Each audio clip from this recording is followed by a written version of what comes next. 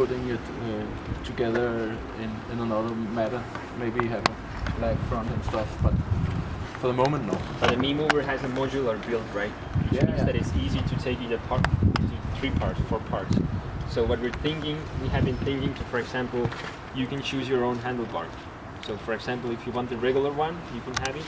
If you prefer this one for a really good fitness experience, you can have this one. You can have your own color, of course. So this is also what we're thinking here, to offer some sort of customization to the clients. If not now, then in the nearest future. You should imagine every time you add customization to the production, you add a nightmare to the logistics. So for the time being, we are only talking about colors and steering. And then if you have 5 colors and 2 different steerings, then you have 10 different options. So you can see it adds up very quickly. Yeah. How I'm gonna lock my view? We have a part here where you can put a lock through. This center part you can put your lock through and then attach it to something, a post or something. Yeah.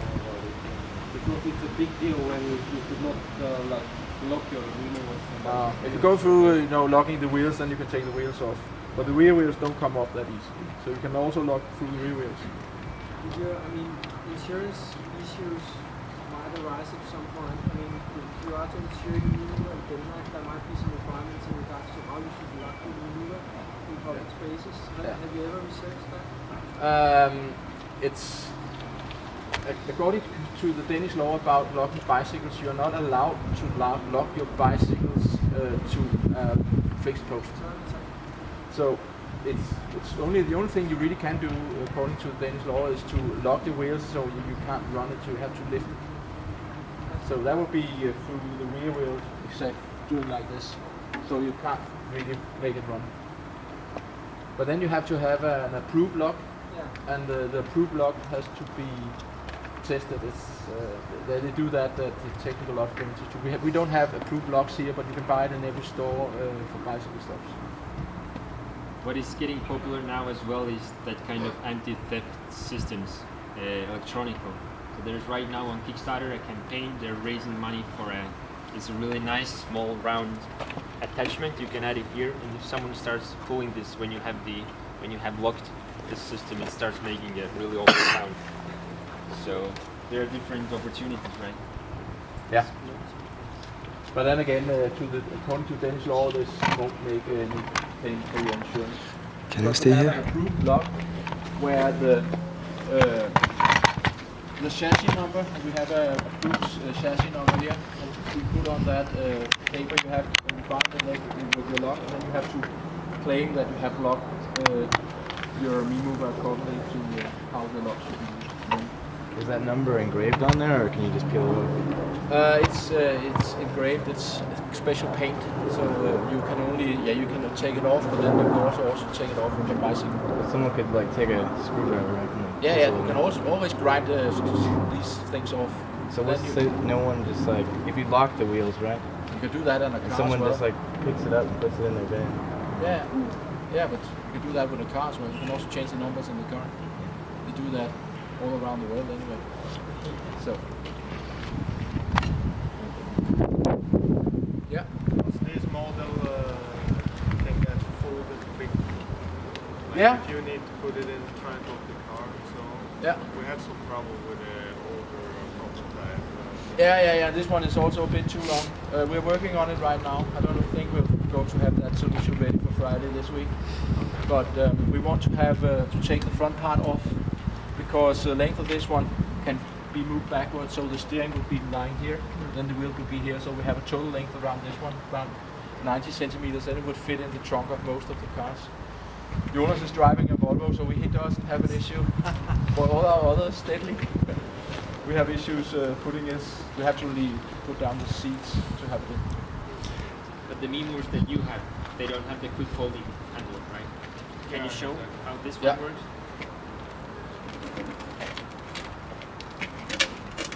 I have a creek release handle here,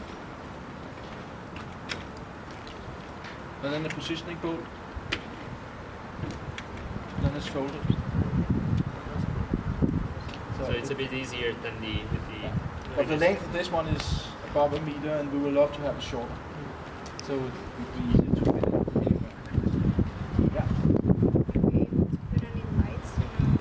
Yeah, we have lights supplied also from the first batch. Is there any light holders in this one? Yeah. Yes. Yeah. Here you have a light holder for the rear, and then you put it on the steering as well, in the front. But a lightning to bicycles is a nightmare because requirements for the Danish market is that you should have a certain amount of light in a certain amount of angle. It's actually pretty wide. So it's pretty low.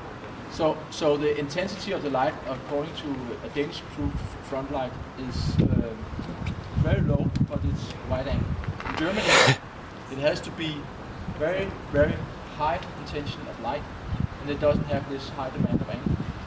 So a front light for a bicycle in Germany that is approved in Germany is not approved in Denmark, and the other way around. So that makes it a nightmare to compare Danish and German law. So it's a nightmare to have a stock of lights in our shop to sell with our Mimo. So we recommend that. We have provided lights for our batch, the first batch, but it's a nightmare really to provide lights for bicycles around the world because there will be 50 different demands.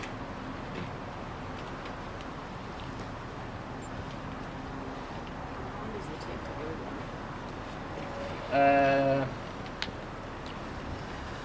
It's depending on whether you have your parts on the shelf or not.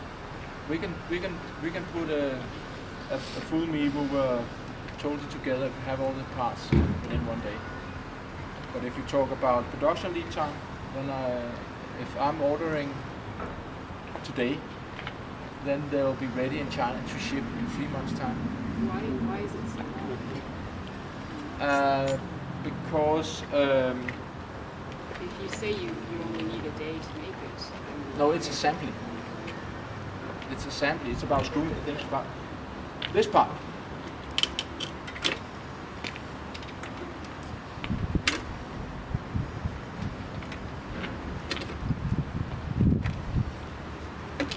The pedal arm here. This one is a special extrudated rectangular profile that is bent, then cut, and then drilled and welded. This one in China, this one costs 100 kroner to build. That is insane expensive in China. This one takes 3 weeks to build, just to do this one. So you can imagine if you take everything, it puts in a lot of time. How many of them did you sell in Denmark? I don't know actually how many we did sell. Last time when we were on Kickstarter, Europe was our I think second biggest market, and we sold actually probably 20-30. In Denmark, in Copenhagen? Yes. How old are buyers? So our target market right now is 30 to 60. Okay. So this is what we are targeting to, because also I think the previous Kickstarter campaign shaped our audience. Because if you look at the people who are there in this platform, they are in this age group. So I think Mimo could perfectly fit for people who are, for example, 20, as we are here as well. So it's Good. all about marketing, finding the audience. We did before we did the first batch of 500 pieces. We did a series of 50. It's called when we talk production-wise, the O series, the first one that you will produce in the factory before you go into the market or into running production. These 50, they have been sold here in Denmark, and we have been selling after Kickstarter campaign as well. So I would say we have around 100 pieces running here in Denmark. Okay, thank you. why don't you have them built ahead of time so then you can ship them? Yeah, I would love to do that as well. But there's a little chance there because Chinese want prepayment. Could it be a little bit cheaper, or it is cheapest price? Like very expensive for us 20 years old guys. Yeah. $1,500. It's quite expensive. It is. Yeah, it is. So this is also why we are aiming to maybe a bit more wealthier or older group of people who already have Finance to buy it. exactly. Okay. When we're talking about production in China, the main target is of course to get the price down of the production price, and then of course retailing selling price, get that down as well. But there's also a very important part, that's quantity. If you talk to Chinese production factories, they are really want to have 10,000 plus orders. So and they're really we are in Shenzhen. We're producing in Shenzhen, and that's where 90% of the bicycles of the world are produced today. So it's maybe the hourly rate is a bit high because it's a very expensive area. But then again, they are really skilled in making parts for bicycles. So they're very efficient as well. So our target is of course to improve the volume. And then when we are ordering 10,000 pieces a time, then it's a different league. Then I expect that our production prices, at least with nothing changes, that the prices will go down around 30%. And that would of course also have an effect on our retailing price. But an important part how we identify ourselves is if we look at our competitors, and if we look at different fitness vehicles around the market, they are not actually cheaper than the Me Mover usually. Might be even more expensive. So if we look at this fitness vehicle section all around the world, we're not actually too expensive. So this is also how we identify ourselves. So it's not actually possible to produce something really good for fitness with extremely cheap price. Then it's also about lifestyle, and everybody has a Me Mover. If you want to have one, then there's also an effect in having a high quality and then of course a high price.